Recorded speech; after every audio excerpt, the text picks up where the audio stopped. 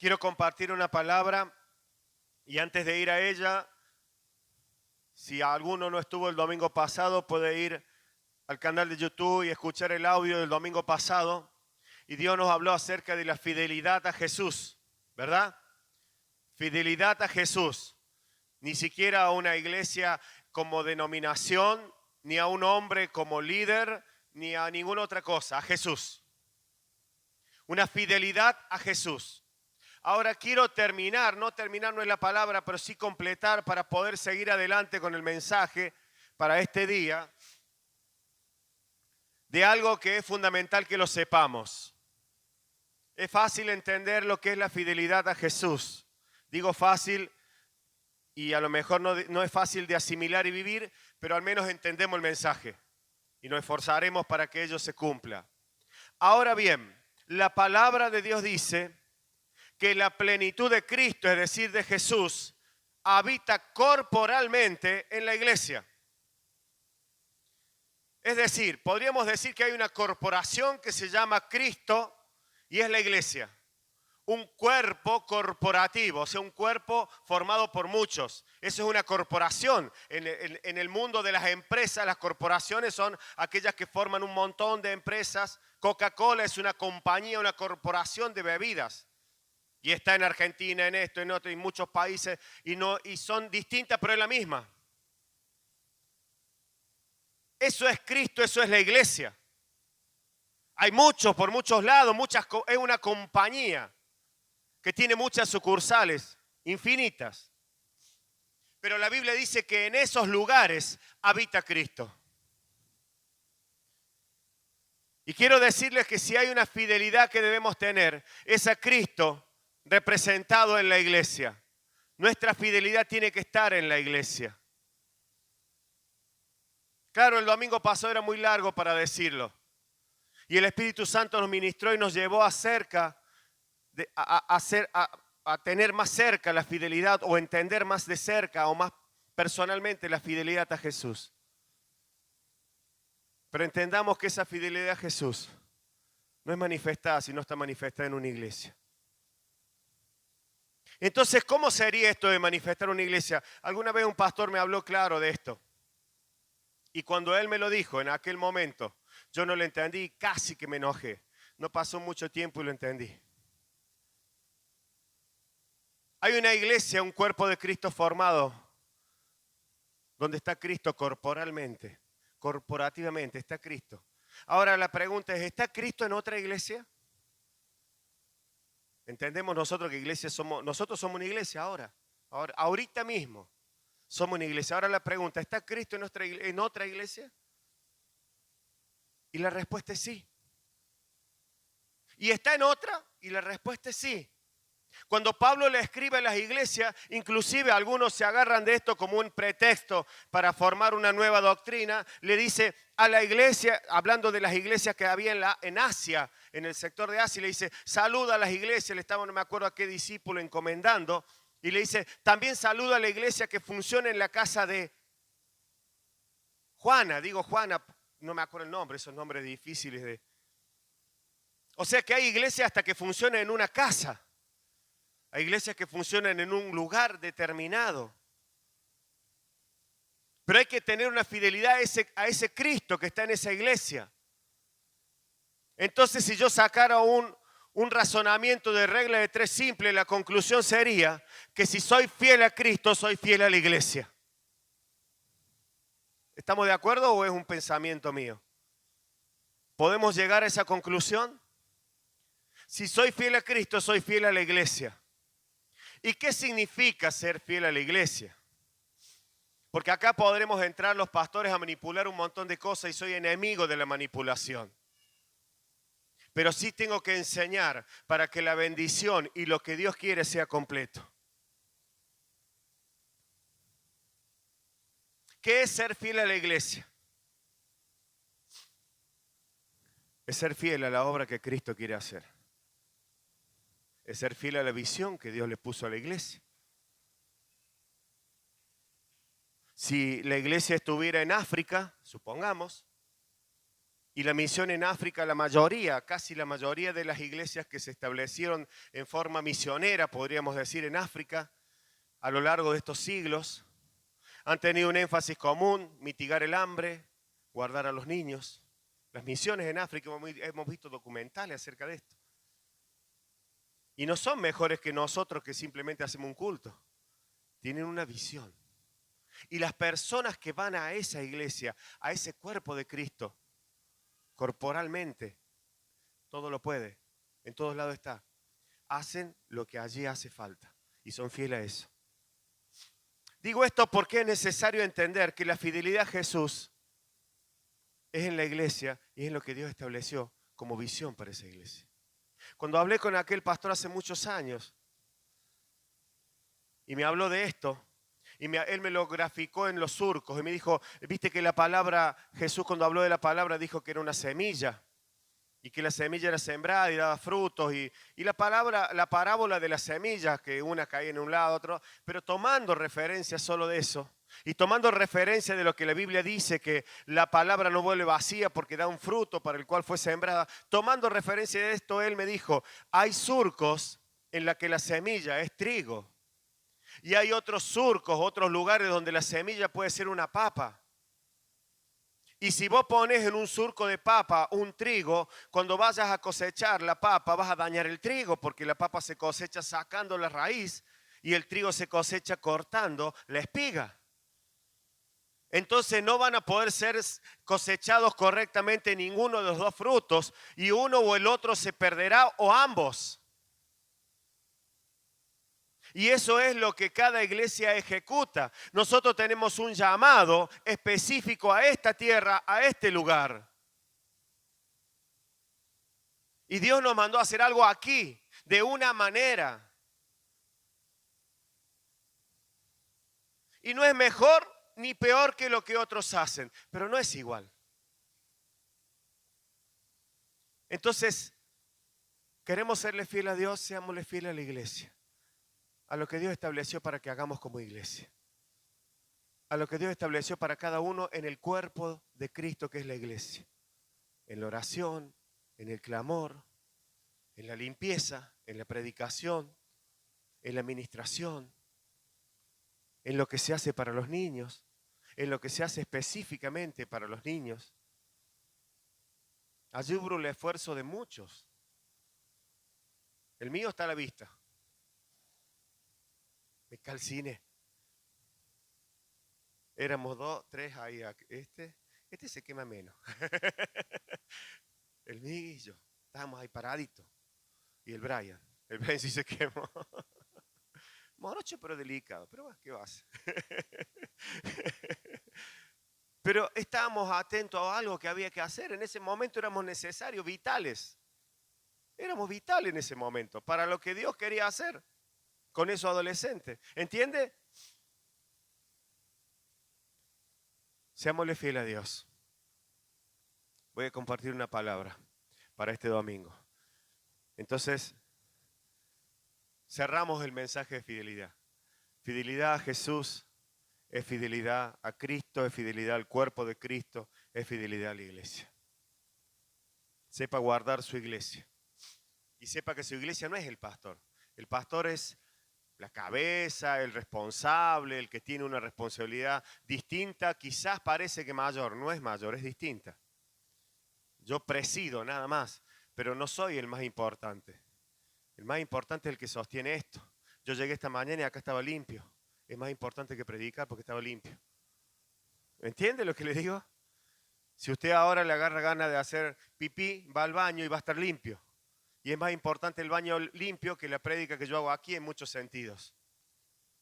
¿Entiende lo que digo?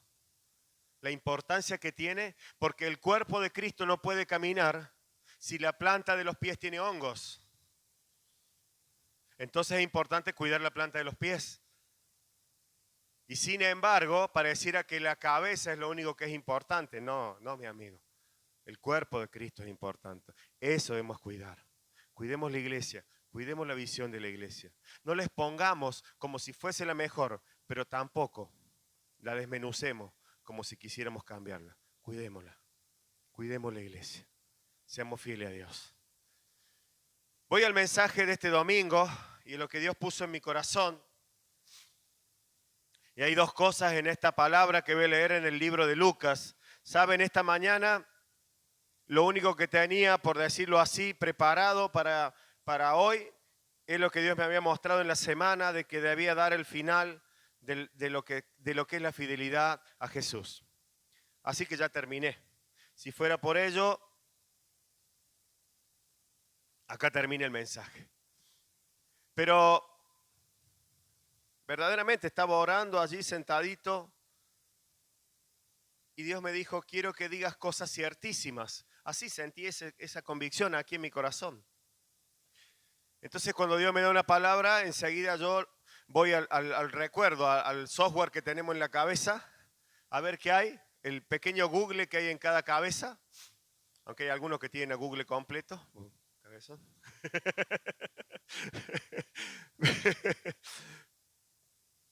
Y la palabra ciertísima es la palabra que está en el Evangelio de Lucas. Porque cuando Lucas escribe este Evangelio, yo por muchos años pensé que Lucas había sido uno de los apóstoles. Y bueno, uno se va desburrando con el pasar de los años. Y Lucas no fue un apóstol, sino que fue el que escribió uno de los evangelios relatado por los apóstoles. Entonces, como Lucas podríamos decir que fue el escritor, el entendido, el leído, dirían los del campo, el que conocía y sabía expresarse. De hecho, escribió las cartas de Pablo, gran parte de esas cartas las escribió él. El libro de los Hechos los escribió él. Fue esa persona que se tomó el trabajo de ser, ¿cómo le decíamos? El literario, el que era experto en literatura, en saber escritura, y escribió. Entonces, cuando él escribe este evangelio, se lo escribe a Teófilo, que era otro discípulo, otro siervo de Dios que hizo correr este evangelio, y le dice, oh excelentísimo Teófilo, te voy a escribir las cosas que fueron ciertísimas y que fueron conocidas por todos. Y escribe el evangelio de una forma, digamos, bien ordenada, por así decirlo. Y pone todo lo ciertísimo, lo que había acontecido. Entonces, entendiendo esa palabra, cuando Dios me dijo, tenés que compartir algo ciertísimo. Y fui al Evangelio de Lucas y me detuve en una palabra que me llamó la atención y que habló a mi corazón. Porque volví a la palabra de lo que ayer hablamos con los chicos y era Jesús. Si por mí fuera, hoy estaría predicándole como le prediqué a esos chicos ayer. Presentándole a Jesús. Y hago una pausa. Mire, voy a hacer uso del micrófono, abuso de poder. Cierre sus ojos un minuto. Un minuto. Cierre sus ojos. No se distraiga, cierre sus ojos. Si no quiere cerrar los ojos, pégase una cachetadita simple y dice, cabezón, hace caso. Cierra los ojos.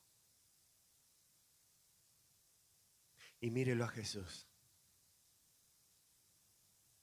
Porque si tuviéramos que terminar la prédica sería así, sencillo. Mírelo a Jesús. Hasta mis palabras están de más, mírelo a Jesús. Y si sale de este lugar, mírelo a Jesús. Y cuando esté mañana en su trabajo, mírelo a Jesús. Y cuando esté en la cama allí con alguna inquietud o un problema, mírelo a Jesús. Porque de eso se trata, de mirarlo a Jesús, autor y consumador de todo. Aleluya.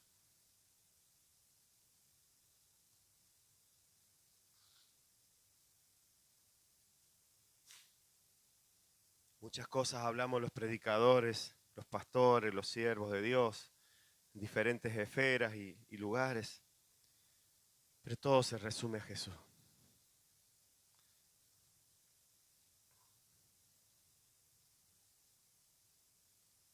Bien. Abran los ojos, así me hace mi nieto. Cierra los ojos, abra los ojos, cierre la boca. Voy a leer el libro de Lucas, capítulo 4, verso 16 en adelante.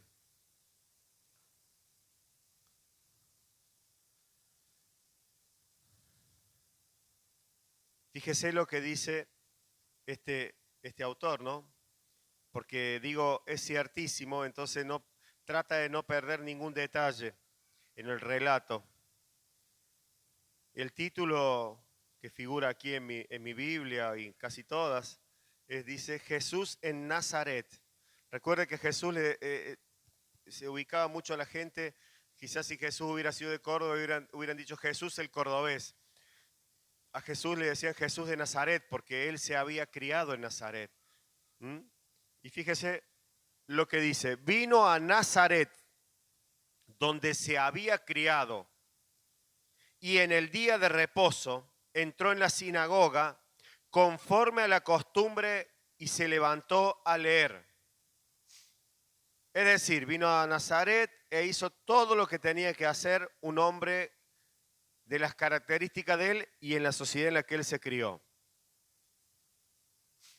Y se le dio el libro del profeta Isaías, y habiendo abierto el libro, halló el lugar donde estaba escrito: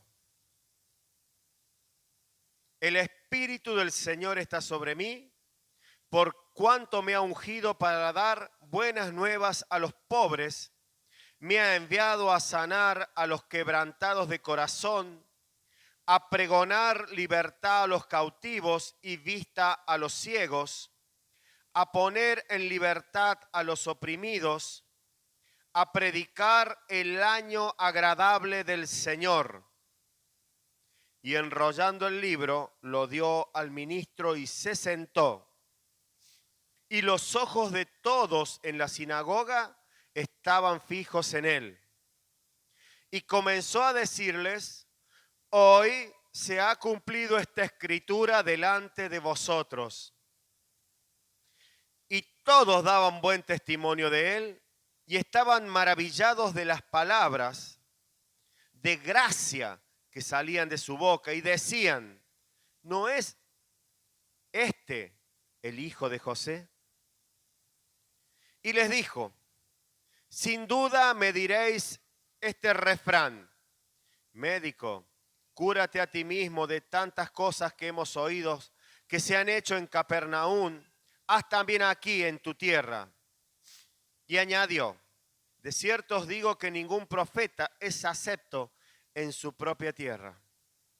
Y en verdad os digo que muchas viudas había en Israel en los días de Elías, cuando el cielo fue cerrado por 3 años y 6 meses, y hubo una gran hambre en toda la tierra.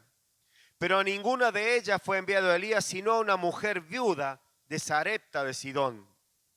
Y muchos leprosos había en Israel en tiempos del profeta Eliseo, pero ninguno de ellos fue limpiado, sino Naamán, el sirio. Al oír estas cosas, todos en la sinagoga se llenaron de ira. Y levantándose le echaron fuera de la ciudad y le llevaron hasta la cumbre del monte sobre el cual estaba la ciudad, estaba edificada la ciudad de ellos, para despeñarle, para tirarle. Mas él pasó por en medio de ellos y se fue.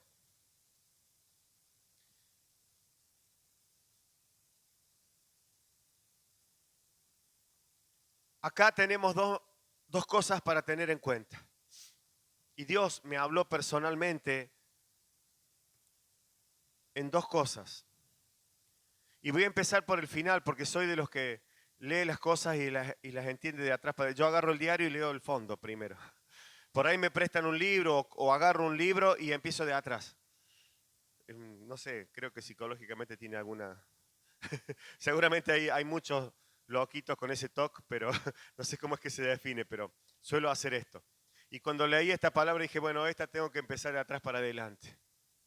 ¿Por qué voy a empezar de atrás para adelante? Porque a veces pasa esto. Y ya llevo 15 años hablando y predicando el Evangelio y soy parte de esta tierra. Soy casi como uno más de esta tierra. Y digo de esta tierra y hablo de ustedes, de la iglesia, de yo y tú.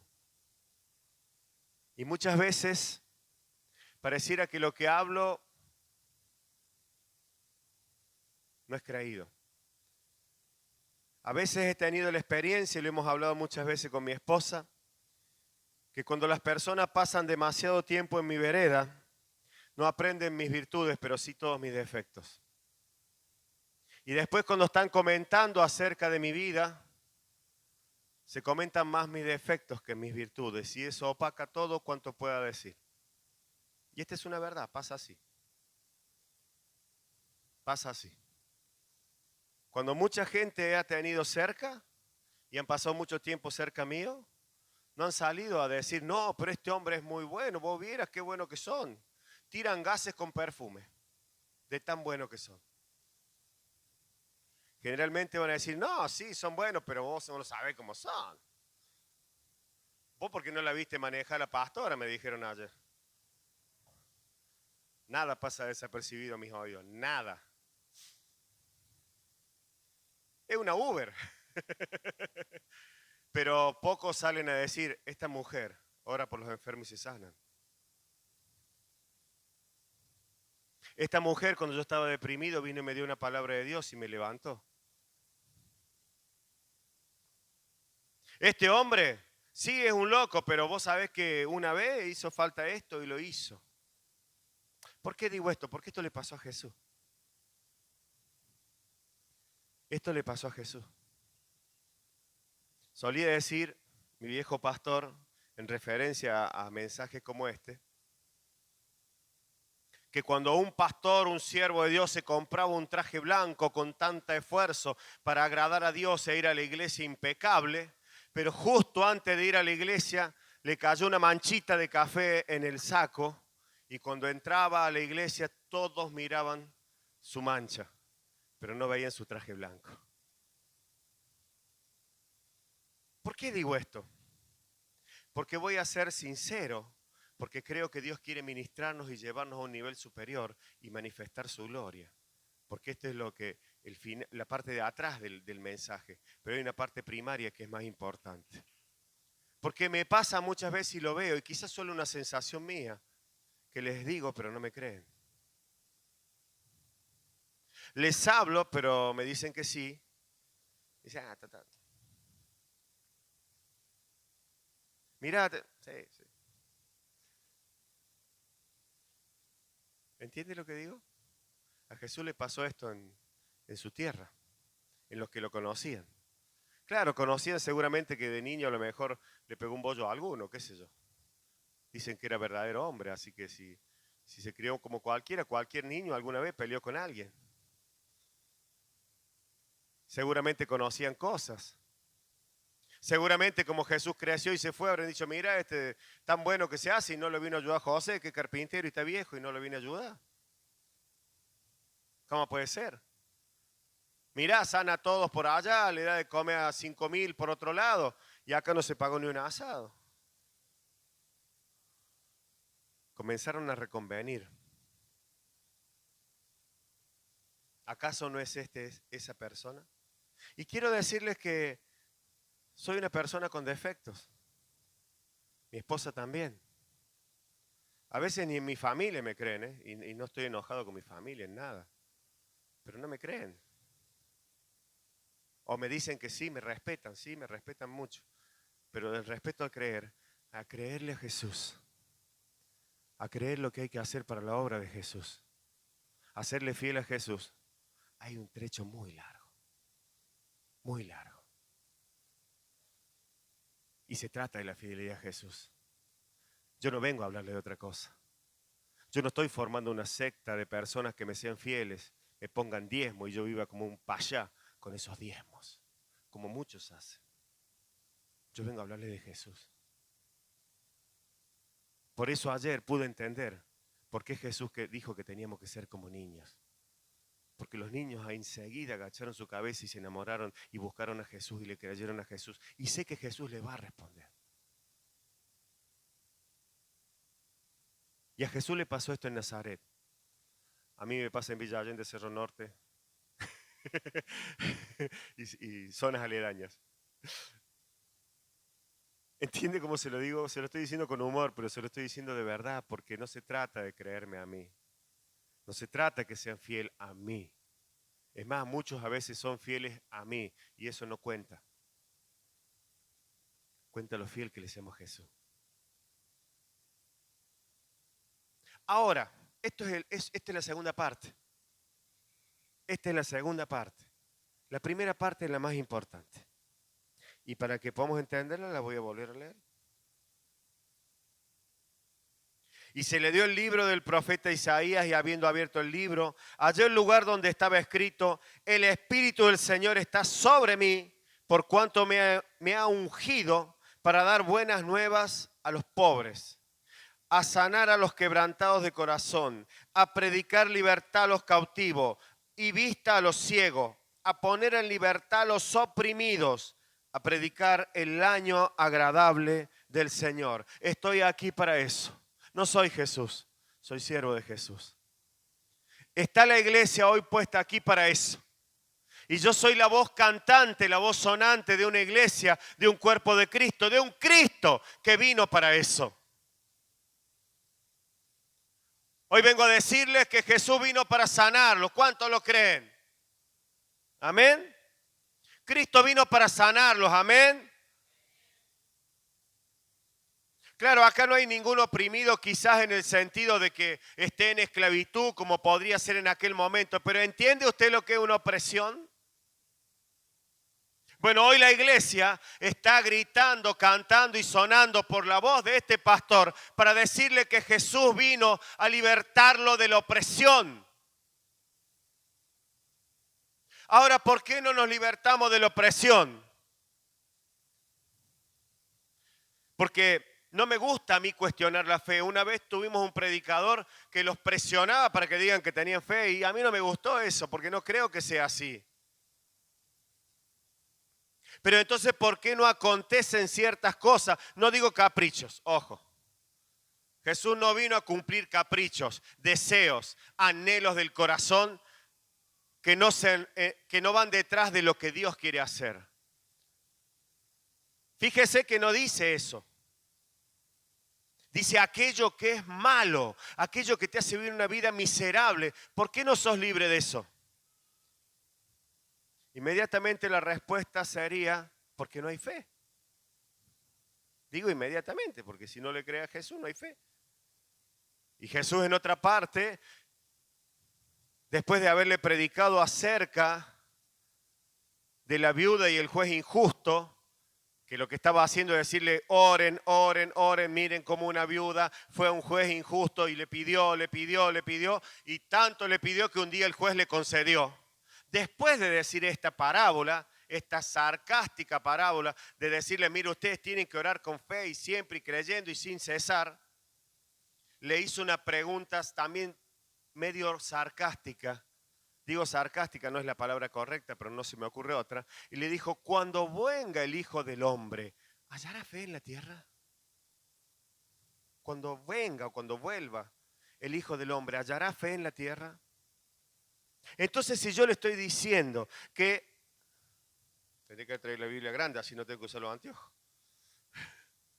El Espíritu del Señor está sobre mí, por cuanto me ha ungido para dar buenas nuevas a los pobres, y me ha enviado a sanar a los quebrantados de corazón, a pregonar libertad a los cautivos, vista a los ciegos, a poner en libertad a los oprimidos, a predicar el año agradable del Señor. Y cierro la Biblia, porque las cosas a veces no acontecen.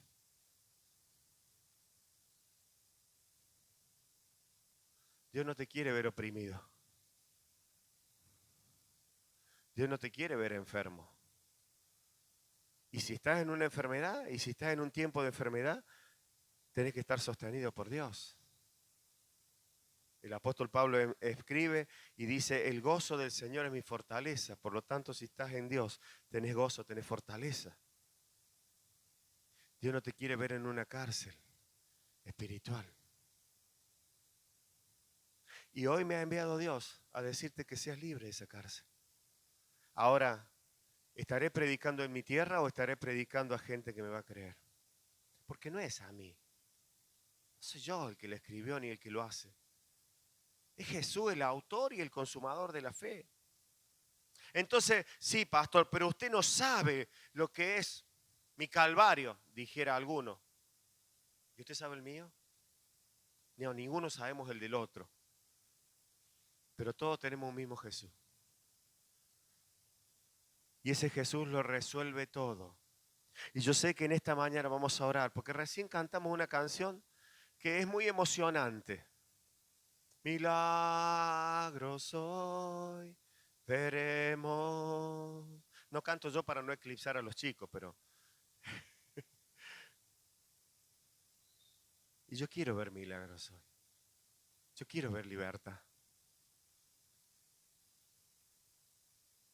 Yo estoy muy dolido de ver mucha gente oprimida, pero no dolido porque la gente tenga la culpa, entiéndame, por favor, sino de ver mucha gente en desgracia constante. Porque la desgracia constante no permite que las generaciones que vienen detrás nuestro puedan alcanzar todos los privilegios y ventajas que tiene Dios para sus vidas, el diseño de Dios para la vida de cada ser humano. Porque si hay una meta que Satanás tiene, es que todos vayan derechito al infierno y ninguno llegue a desarrollar lo que Dios quiere. Todo el potencial que un ser humano tiene, se lo ha dado Dios. Y hay una sola meta del infierno, es derrumbar eso.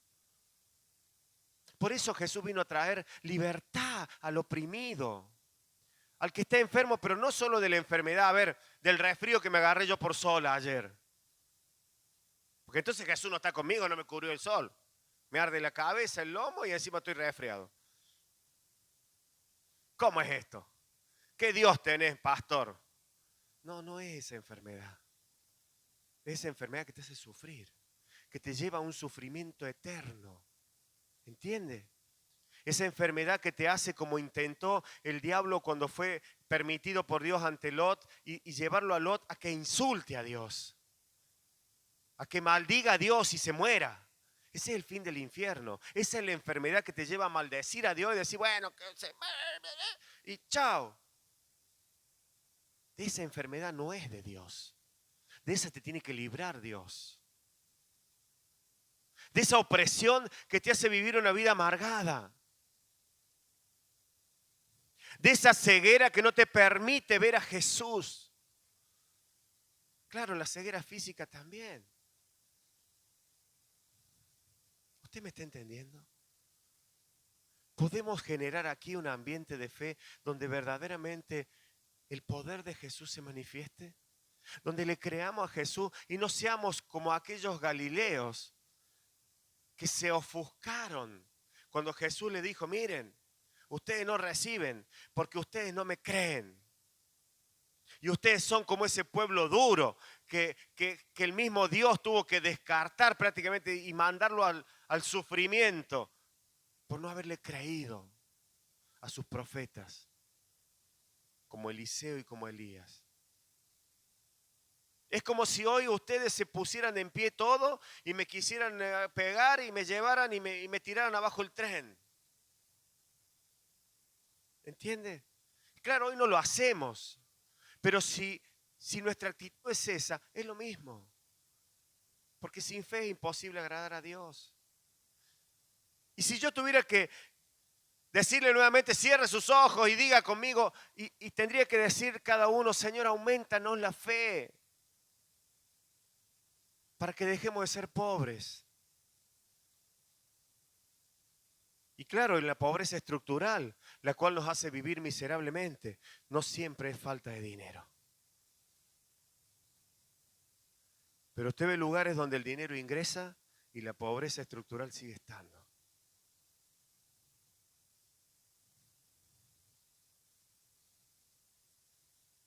¿Será que Dios nos puede hacer libre? ¿Podremos ser libres de maldiciones y cosas y pensamientos que nos siguen en toda nuestra vida? Que han marcado el destino de nuestras familias. Eso se le llama un poco más, yendo un poquito más, hilando fino, iniquidad, lo que viene en nuestra sangre, lo que viene de nuestros ancestros, dicen algunos estudiosos. ¿Será que podremos ser libres de eso? ¿O vamos a seguir viviendo así? Yo soy loco y cuando me salta la chaveta soy loco. Yo soy gringo como mi padre que era loco y así, montones de cosas. Y vivimos esa miseria estructural en nuestras vidas porque Jesús no ha podido entrar allí. Porque la palabra no ha podido entrar a esos lugares. Parece un mensaje tétrico, feo, pero es un mensaje de libertad. A esto vino Dios, a esto vino Jesús. Tiene que haber una generación que sea mejor. ¿Usted me está entendiendo? Tiene que haber una generación que alcance los lugares que nosotros no vamos a alcanzar. Pero para ello tenemos que dejarlo a Jesús que entre, que nos libere. Le tenemos que creer que Él va a romper, Él va a deshacer toda obra de las tinieblas. Que no vamos a ser más oprimidos, que no vamos a ser más depresivos. Y no es tu culpa. Es tu responsabilidad no abrir la puerta a Jesús. No creerle. Porque es necesario que el que se acerca a Jesús, voy a parafrasear, crea. Crea, y de eso es la fe. No tengo fe, crea. ¿Y cómo sabe si usted sabe si yo tengo fe? ¿Usted sabe si mi esposa tenía fe? Yo nunca me voy a olvidar. Fue una de las cosas que más marcó mi vida de fe. Cuando a ella le detectaron el cáncer, y ese cáncer estaba en los huesos, lo que más le dolía a ella no eran los tumores del hígado ni del pulmón, eran los del hueso, acá la metástasis. Y hubo un domingo que todavía no había empezado su tratamiento para ello. Y ella vino a la iglesia que casi no llegaba del dolor. Su pierna casi que la arrastraba, bajaba las escaleras así, de poquito. Y ese domingo se subió acá. Y habló de fe, y habló de sanidad, y habló de poder de Dios, y habló de creerle a Dios, y ministró la palabra. Y el hueso seguía doliendo. Entonces ahí entendí que la fe no era una cuestión del estado, de cómo estaba el siervo en ese momento. Usted no sabe si yo hoy tengo mucha fe o poca fe. Solo sé que le creo a lo que Dios me manda hacer. ¿Entiende? Solo sé que le creo a lo que Dios me manda hacer. Y me desespero para que otros le crean. Porque si no, mi función es trunca, es nula. Pueden todos ustedes ser millonarios y poner millones de ofrendas, y yo en vez de andar en un auto de 20, 10 años viejo, andaría en un 0 kilómetro y tendría una casa en un country y tendríamos una apariencia de exitismo estructural y existencial. Nada de eso me sirve si el mensaje que le doy no alcanza sus corazones. Porque hoy me ha ungido Dios para decirles esto. Que no puede haber más depresión, que no puede haber más pobreza. Pero no porque usted tenga la culpa de tener pobreza, porque Dios ha venido, Jesús vino, Él fue enviado, Él fue traído, Él fue destinado, Él tiene el propósito de cortar con todo eso. ¿Y por qué? Porque hay generaciones detrás. Hay hijos detrás. Hay nietos detrás.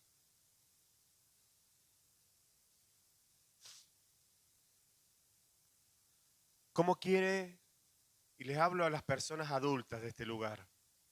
¿Cómo quiere usted que sus hijos o sus nietos lleguen a la vejez? ¿En pobreza? ¿En desesperaciones? Y no hablemos de las demás porquerías que hay en el mundo porque las conoce. ¿Cómo quiere?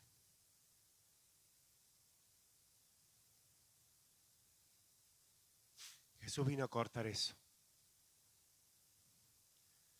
Le voy a contar un secreto personal. Con esto voy a terminar. Hasta que yo conocí a Cristo, vengo de una familia, dos familias, todos venimos de dos familias, ¿verdad? Un papá y una mamá. Todos tenemos dos historias atrás nuestro antes que nosotros. La de mi papá, toda una familia trunca. De hecho, muere en mi papá y en nosotros.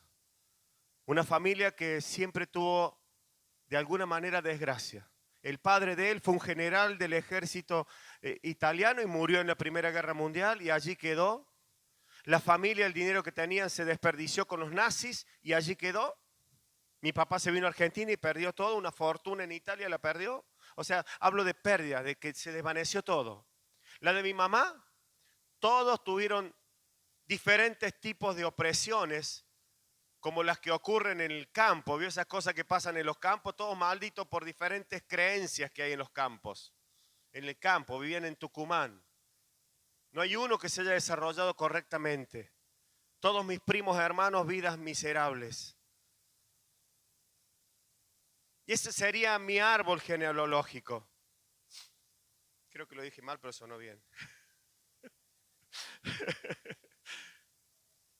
Y cuando yo conocí a Cristo, hasta que conocí a Cristo había emprendido, yo arranqué muy de chico. Yo a los 15 años ya trabajaba. Y a los 18 ya era dueño de un taller.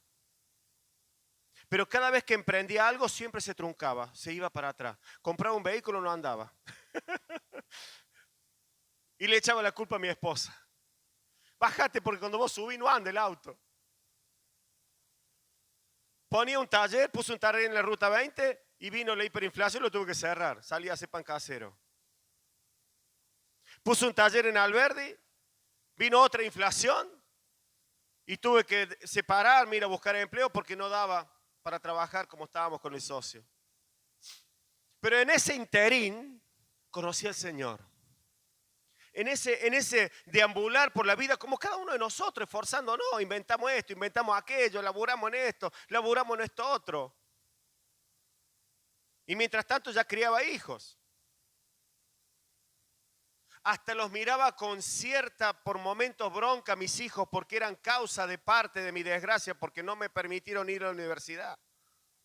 Y me tenía que esforzar un montón para criarlos y no me alcanzaba. Y estos chicos. Hasta vendía cosas que algunos chicos que encontraban lo ajeno me lo daban y yo lo vendía porque tenía buenos vínculos. También lo hice. Saben lo que se trata, ¿no? Conseguía cosas baratas y las vendía caras en el Cerro de la Rosa. Me crié en Villa Páez, no me crié en un repollo.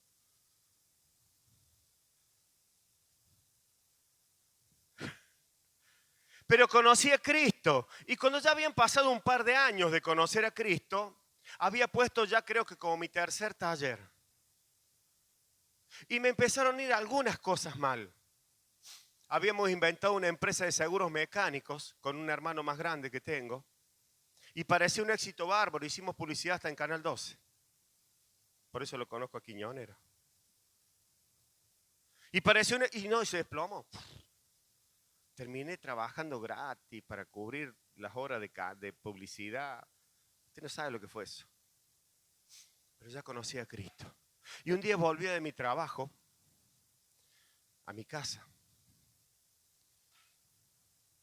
Y me fue iluminado la palabra que yo podía cortar con toda maldición que venía sobre mi vida. Con todo aquello que marcaba el futuro de mi vida por lo que otros habían sido. Y que yo tenía todas las promesas de Dios para mi vida. Todo eso me dijo Dios en 4 cuadras que había del trabajo, donde tenía el lugar de trabajo, a mi casa.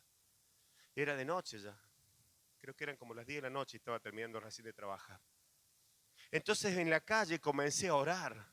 Y comencé a cortar y comencé a declarar la palabra. Y comencé a creerle a Dios de otra manera. Y comencé a reprender. Miren, no debe haber tío, ancestro, abuelo, bisabuelo que no lo haya reprendido, pobrecito. Hasta de la tumba lo debe haber sacado. Pero comencé a creerle a Dios de una forma distinta. Porque hasta ese momento le había conocido, le había aceptado, le servía, pero todavía no le conocía. En la dimensión de fe que hay que conocerle a Dios. ¿Para qué? Para apropiarse de todo esto. ¿Sabe qué aconteció, no? Lo que usted puede ver hoy. Nunca más el fracaso como tal. No es que no tengas un día malo, no. La Biblia dice que habrá días malos, pero tenemos a Cristo. Nunca más el fracaso como tal fue parte de mi vida. Dijera el pastor Velar, y ahí entendí todos esos mensajes, no damos un paso atrás ni para tomar envión. Porque a eso nos destinó el Señor. Para eso vino Cristo.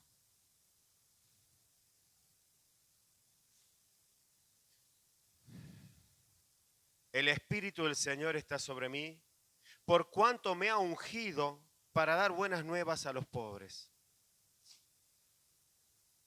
Me ha enviado a sanar a los quebrantados de corazón.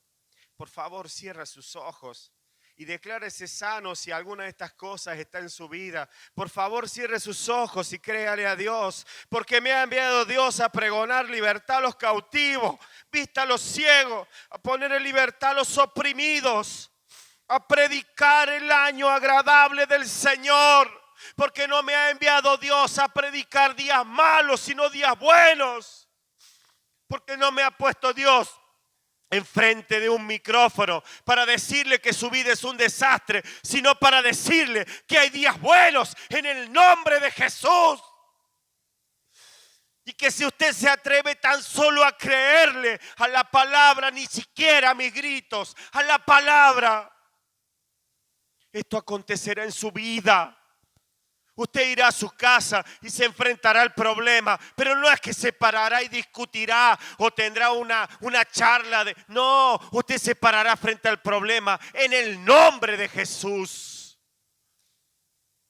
Porque Dios, cuando me trajo a esta tierra, me dijo que Él abría esta iglesia para enjuagar las lágrimas de las madres que lloran por sus hijos. Y esta verdad tiene que ser hecha, porque Dios lo dijo.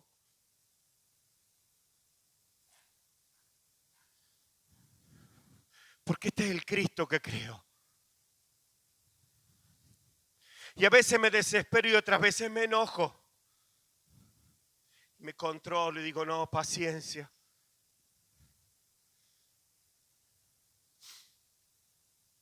No echemos a Jesús de la ciudad. No echemos la iglesia de la ciudad. Cuidémosla. Creámosle. Seámosle fiel. Y Él va a hacer la obra. Cuidémosla. Lo veo a Brian y recuerdo lo que me contó ayer. ¿Sabe lo que acontece aquí a la vuelta, cuadra y media? Los umbandas son fieles. ¿Saben lo que son un poquito más espirituales? No mucho, entienden algo. ¿Saben lo que significa que los umbandas sean fieles? Que la destrucción que muchos de nuestros hogares y los hogares de nuestros vecinos tienen es por la fidelidad de ellos a Satanás. ¿Dónde está la fidelidad nuestra, la iglesia? Por último, mientras estaba allí sentadito por viejo y por orando, el Señor me decía que teníamos que pregonar la luz. Mañana a las 20 horas vamos a estar orando, todos los que puedan venir. Porque no puede ser que los otros sean fieles y nosotros no seamos capaces de levantar un altar de oración. Mañana a las 20 horas vamos a estar orando aquí. Porque a nivel mundial se celebra el Día de la Luz y confrontativamente el Día de la Oscuridad. Y vamos a estar orando por la luz, creyéndole a Dios. 2 horas, venga dispuesto a estar 2 horas orando. ¿Entiende lo que le digo? 2 horas orando. Ay, pero yo no sé, 2 horas orando. Si no está dispuesto a eso, no venga. Pero este es el Dios que creo. Esta es la misión que tenemos. Quitémonos la tontera de la cabeza que Satanás nos ha puesto. No es que usted sea un tonto. Y Dios va a hacer la obra. Padre, en el nombre de Jesús, conforme a tu promesa y a tu palabra y las riquezas en gloria que tú le has dado a la iglesia, es que declaro este mensaje con un fruto tremendamente grande para las generaciones y las vidas de las personas que aquí estamos. En el nombre de Jesús, bendigo este tiempo y esta palabra, Señor, grabada a fuego en mi corazón, pueda ser impartida a cada uno. En el nombre de Jesús. Amén, Señor. Amén. Apláudale fuerte que es para Cristo. Porque Él se merece la gloria, la honra, la alabanza, el poder. Nuestro corazón le pertenece. Aleluya.